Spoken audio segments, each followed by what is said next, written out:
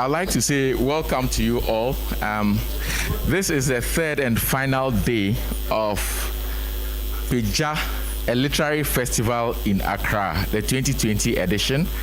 This is actually being streamed online mainly, but we do have in-person attendance here at the Goethe Institute. I'd like to say welcome to both these sets of audiences. And for those still enjoying the Kinke party, which is ongoing by courtesy of publishers Dakpabli and Associates, very good associates of the Writers Project of Ghana as well, I wish you bon appetit. And the first session for today is actually a prize giving ceremony. We are going to give an award with a difference for a competition with a difference. And this is the Abena Korantemaa Oral History Prize. And before I go on to introduce the shortlisted persons and who the prize winner might be, I'd like us to hear from Nana Dakwah Sechi-Ama, whose idea this was. Nana Dakwah, if you could come.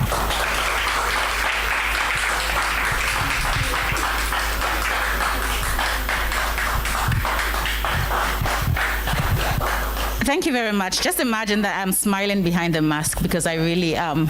Thank you so much, Martin. Thanks to the WPG team. I just wanted to speak a little bit about the inspiration for this prize. My family and I set up this prize in honor of my grand aunt, who was called Abena Korantemaa, popularly known as Mum Free, because, you know, she was a bit of an albino, so everybody called her Mum Free. She didn't find it offensive. She passed at the age of 101. And for several years before she died, I would go and visit her and record her telling me different stories. Stories of how she grew up, stories of how our ancestors traveled from present-day Kumasi to present-day Chindrase and Kwewu because they wanted husbands, right? Our female ancestors traveled. And I found her stories fascinating. She had so much wisdom. I thought of her as an oral historian. Could change the world. And the idea I pitched to them was that, you know, if more of us documented the stories of older women, we would learn so much from their experience. The prize has been awarded about 5 times consecutively by Vitivism in Uganda. The first year they tried the Abena Korantemaa Prize, not a single person applied. And I was like, what? This is the easiest thing to do, you know? And then I thought, okay, let's do it at home. I'll have more time to promote. We started with Writers Project of Ghana, and in the first year, it was really hard to get people to apply. This year, we had a number of applicants, which made me very happy, and I had the privilege of reading through the shortlisted stories, and they were all wonderful. Stories of people migrating from the north of Ghana to the south of Ghana, how they established communities here, stories of environmental activists in the 50s. You know, and as somebody who's a feminist activist, I was like, wow, I didn't know about this environmental activist. And so I really just want to encourage more of us to document the stories of people who cannot tell their own stories in whatever language. And let's just keep it for posterity. And this is really the reason for the prize today. And that's all I wanted to share. So thank you all so much for being here.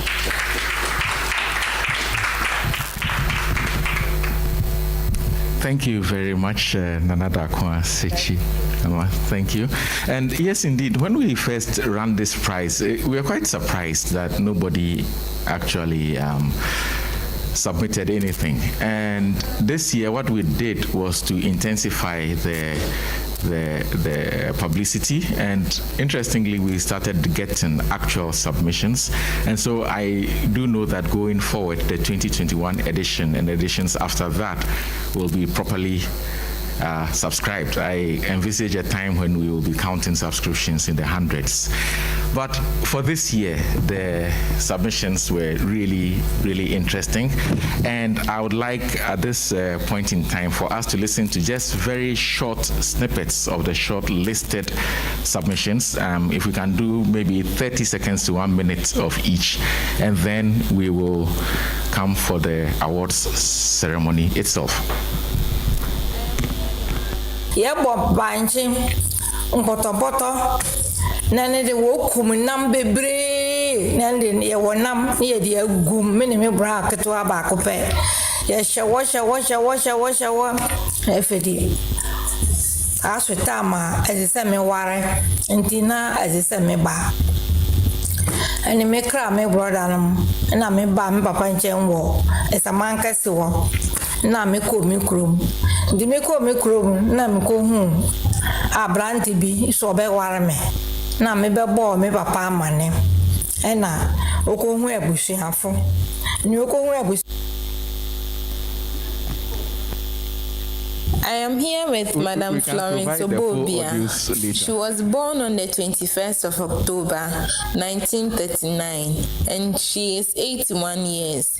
Today, she'll be talking about her life history and all the things she has done during the various regimes and governments in Ghana. So let's listen to her.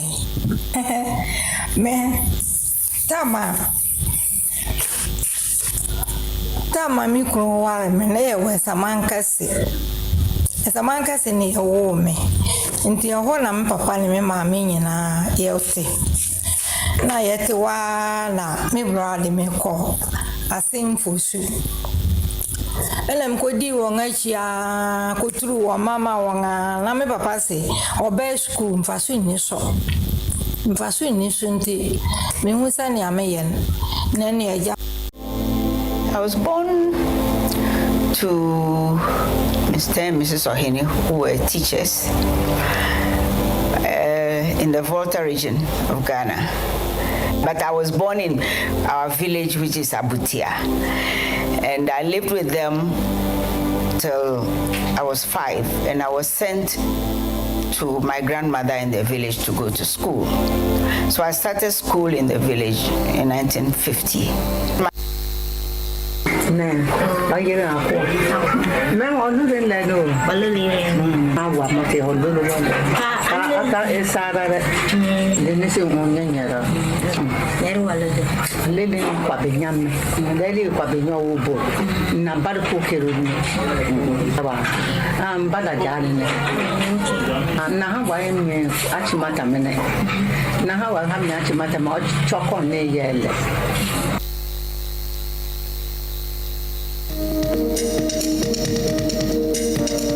My name is Hannah Korantemaa. I used to be Hannah Pen Ajim, and I was born some 64 years ago on the 1st of October 1956 to Madame Higatewia and the late Sam Frimpong Ajim.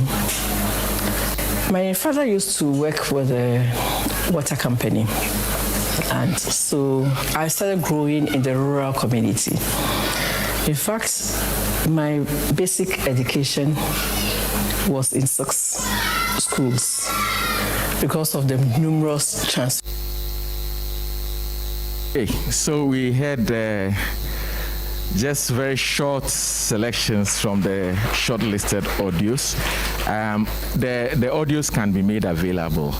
Now, I just would note in passing that we actually allowed submissions in all languages, and we did have a submission in Sisala. That was an eye-opener because getting it translated showed that there are variations of Sisala, some of which are very difficult to have transcribed and translated. And this audio went across the country to find somebody who was competent in the dialect of Sisala to do the transcription. So just even from the organizational side, I actually learned something quite new about Ghanaian languages. And I would use this point to encourage people to support the next edition of the prize. I mean, it's showing us different things about the country that we probably would never, ever have learned otherwise. At this point in time, we would like to award those who submitted and were shortlisted. They do not know who they are themselves. In fact, very few people do. I, fortunately, being one of them. I would like to call forward Mamle Kabu, who's co-director of the Writers Project of Ghana, to do the awards presentation. Okay, so there should be drum rolls and all that, but we forgot our atumpan and dondos and things. And I'm not competent to use my mouth to mimic. So there we go. May I announce the second runner-up, third place prize goes to Estella Apenuvo, who submitted for Happy Do Ametepi.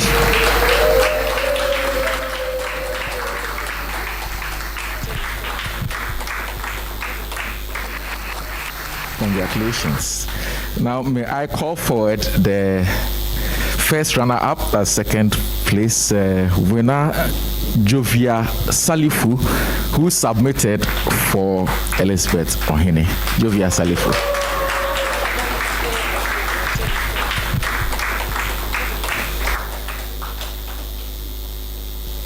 Congratulations, Jovia. And now we come to the first place. I know I've always wondered why, when prizes are being announced, when it comes to the first place, the MC makes jokes and all that, and I always found it quite annoying. But being in that position, I now know why. It's fun. You should try it sometime. All right, so here goes for the first prize. Aseye Tamaklo for Hannah Owusu Koranting. Aseye Tamaklo for Hannah Owusu Koranting.